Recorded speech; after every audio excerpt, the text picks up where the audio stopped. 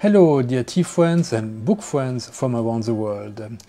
Welcome in Taiwan with me, Stéphane Erler. I'm the founder of the Tea Masters blog and the tea-masters.com tea boutique. We are again live with a new tea class about tea and literature, and I finished reading the whole 7 books from In Search of Lost Time by Marcel Proust. I've written extensively about it in my blog. I've made a note of each mention of the word tea in French or tea, or even tea in English in the French book. And each mention actually helps really to better understand this wonderful book. This is the longest novel in the world, in classic literature at least. So I think it's really very interesting, even if you have not read this, and very few people have been able to complete it. It took me 1 year to read it all, but I think everybody has heard about Marcel Proust's In Search of Lost Time, and I'm going to make a summary and really examine with you what is the meaning of tea in this novel, so that you can really get the most out of this class, and like this you will be able to know what this very long book is all about. So, as I said, the tea is really a word that I've found was written 91 times in this book. In the first one, 22, then 20, 16, 3, 21, 1 and 8. This might not seem so often, but actually it's much more often than other beverages. We've had a few mentions of champagne and Burgundy wine, nothing about Bordeaux or nothing about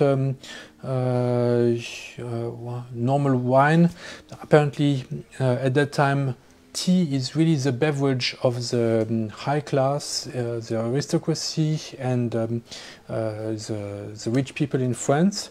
Coffee is mentioned a couple of times, but both times it's really not a very nice mention. First time the mother of the author says, "Oh, the coffee doesn't have much taste," and this is something that the cook assistant is preparing and drinking herself.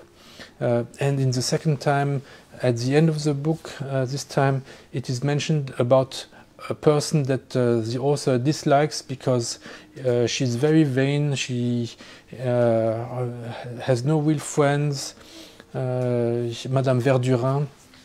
She is only about using people, so when a person comes to her parties, she is all positive about her, and as soon as she breaks bridges and goes away, she's all negative about her. And even a friend who used to come to the parties regularly, as soon as she dies, it's like she doesn't exist. And this person, Madame Verdurin, she is drinking coffee at the end of the book. So for me, really, it's another sign that coffee has really a very low place in Proust's heart, and also at that time in the high society in France 100 years ago. I say it's roughly 100 years ago because it is actually 100 years ago that Marcel Proust died, and his book was written like in the last years of his life. He spent a very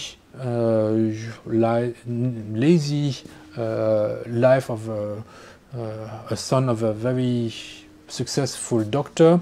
So this book is a little bit a mirror of his life.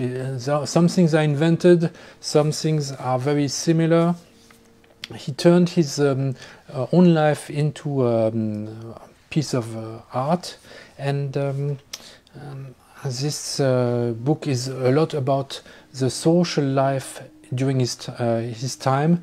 It's also about his love, the loves of his life, and also about art and how to to try to attain art and to be not just somebody who enjoys it, but also somebody who finds meaning and who maybe even creates art. So let's see how tea is mentioned in this book. So very important, there are several meanings to the word tea itself in this book. Of course, tea can mean the leaves, tea can mean the beverage, and here the beverage is not limited to a brew of tea leaves, but it can even be a brew of other herbs, like in the very important episode with the Madeleine. He's not sure if he's drinking a brew of tea leaves or of tilleul, French herb that is sometimes used by elderly people who don't want to have the caffeine. So it's not always very clear. A tea can also be a place where you have tea. And lastly, a tea can also be a tea reunion, a tea party. And these tea parties are very much modeled on the fashion of England. British tea has a very large influence on French tea customs. We see this by the fact that on several occasions the word tea in English is used in the story. For instance, 5 o'clock tea or tea gown, which suggests that people will dress up when they go to such a tea.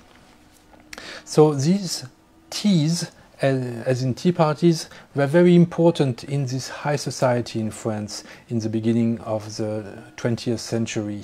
They were organized by different people in this high society, and it would be really a matter of social standing to be able to attend these parties.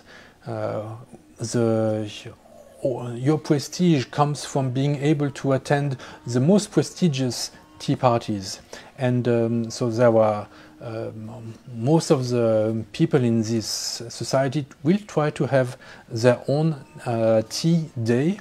So maybe today it's Sunday, so today Sunday is the day that I invite you to come have tea with me. Peter will do this on Monday. Then we have Jane who has a tea party on Tuesday, etc., etc. So every day of the week we have all our accustomed to go to somebody else who has a tea party on that day. Sometimes you know 2 people who have each a tea party, and then it's a matter of you to decide which one is the most important one to attend. Sometimes you try to attend both if they are located nearby. This also can happen. And it's mentioned also that really this to be able to attend these top tea parties is a matter of prestige, of social success.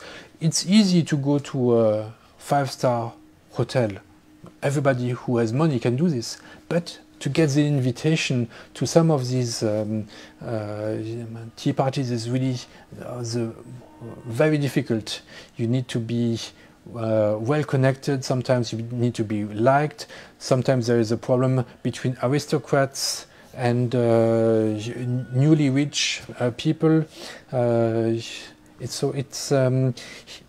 Marcel Proust really shows all this social tension and how the society is really evolving around these tea parties, and how much prestige comes from them, how also they symbolize luxury time, the chic, politeness.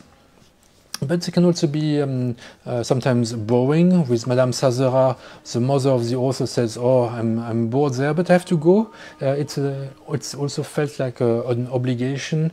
It's something you have to do to maintain your relationships in this world. Also, sometimes to meet people that you might invite to your own tea party, some interesting people, some powerful people that you may want to invite, but sometimes they can even be deadly. This is what the actress La Berma found out in the last book. She's an actress, an older actress now, whose career is going downhill, and a rival of her has a party at the same time with a countess, and La Berma, it was for her birthday. She invites all her friends, but only one comes. Why? Because at the same time there's another more prestigious tea party going on, and when she realizes that only one person is coming and that this person leaves quite quickly to go to the other party, and even her children are leaving her, then this really breaks her heart, and she will die soon after, feeling that feeling the loss of her prestige. So I hope this does not impact the sound. Please let me know if this is something that can happen when we are live. My hands are wandering. Please, I'm checking if you have any comment about this. If you hear my sound is not so good, I will reattach it. Otherwise, I don't want to touch it. Otherwise, there will be some sounds. Let me take a sip.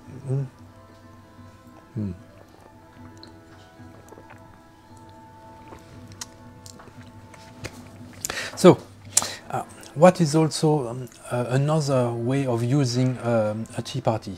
This we see with Odette and Swann in the first book. This is a little bit a different kind of tea party. It's where a cocotte, a young woman who is looking for a husband, is inviting Swann, already a more elderly man who is single, and by inviting him very often, he feels quite comfortable drinking tea with Odette every day. She serves him very good tea.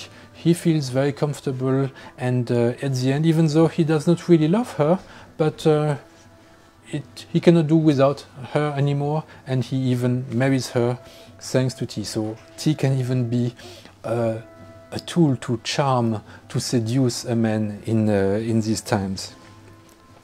And another interesting story is when in the second book with Les Jeunes Filles en Fleurs, the author, he loves to go out with younger friends, and he even mentions they go to the sea together to have tea.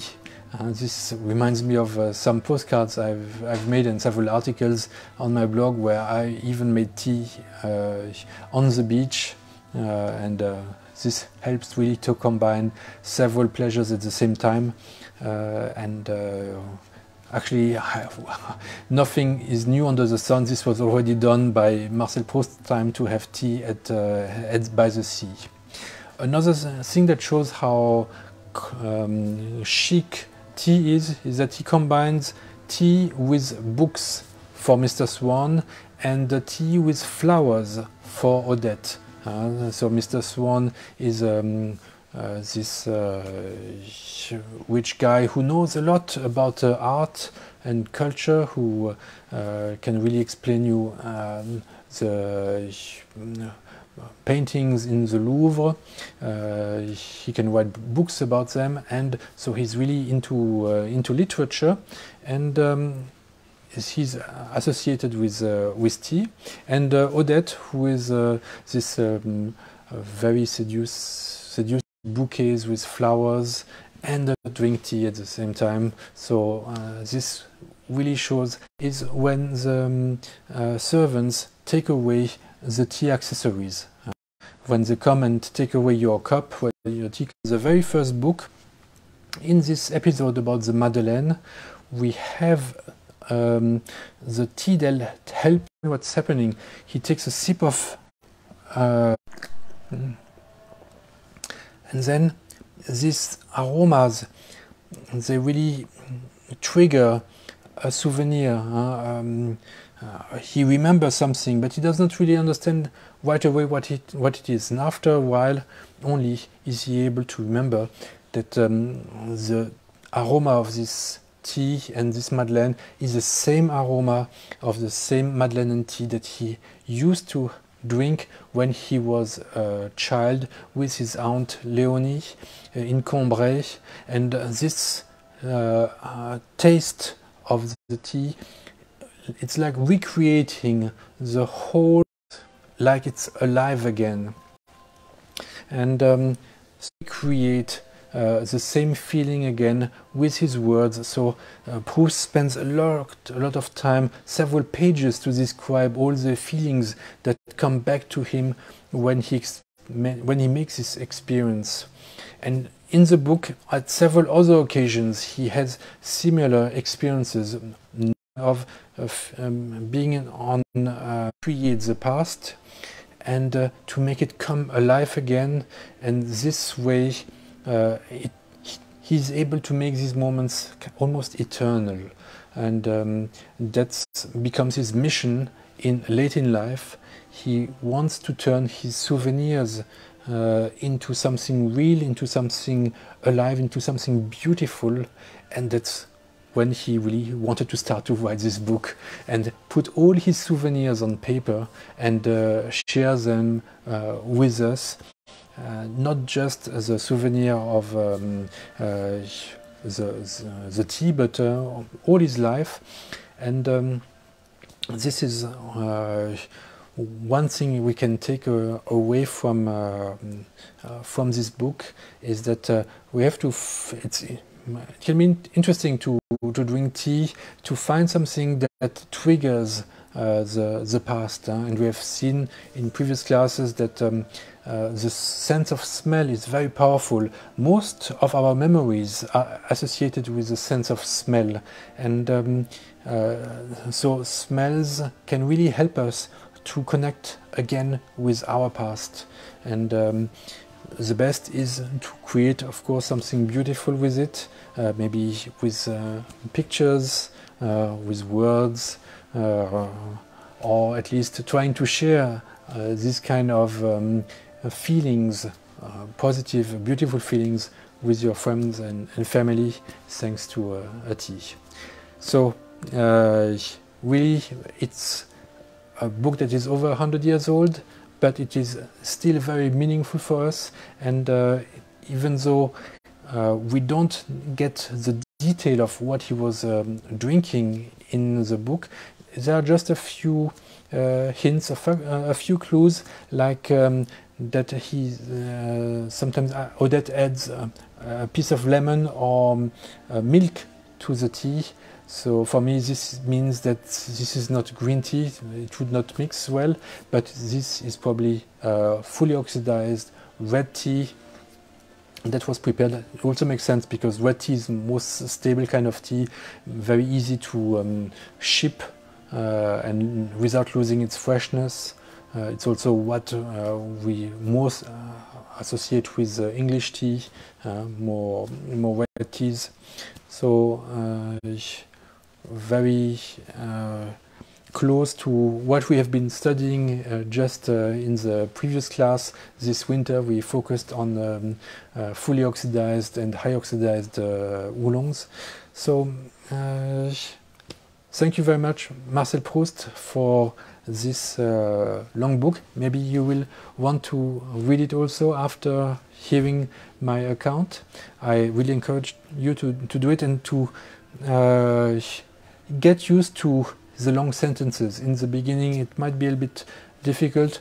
I also recommend more that you don't read too many pages at once. I did it on 60 pages per week, so like 10 pages a day. That's a very good speed. Don't go too fast. Really, these are sentences that are very long but very beautiful, and we can really appreciate their beauty because despite their length, they never feel heavy. This is his magic, where he was really very gifted able to make long sentences that have a melody like music. Okay, thank you very much for joining me for this tea and literature class. I will do a recess next week for Easter. I wish you a happy Easter. Give me a thumbs up if you have enjoyed this, and a comment if you have any questions. And I will see you then after Easter in 2 weeks again. Thank you. Bye bye.